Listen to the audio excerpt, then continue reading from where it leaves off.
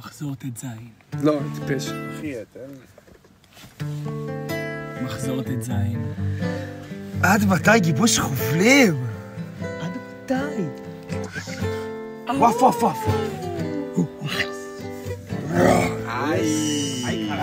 אמרו תלך למלכת, אמרו תהיה חיה, אבל הם לא סיפרו לי על הקלקול קיבה.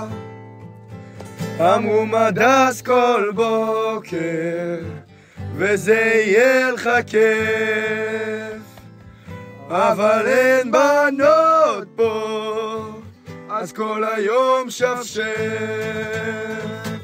עם הקשרים מאבא הופכים לטייסים, בזמן שאצלנו משבחים גדודים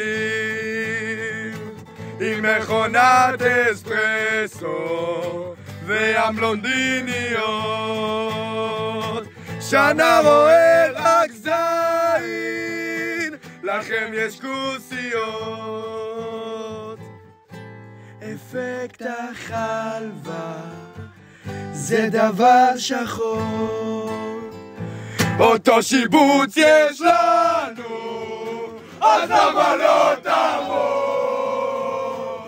למה לא תבוא? למה לא תבוא?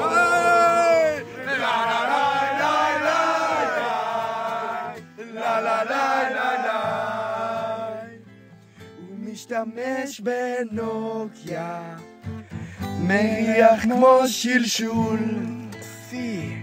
האם בסוף שנה הוא יישאר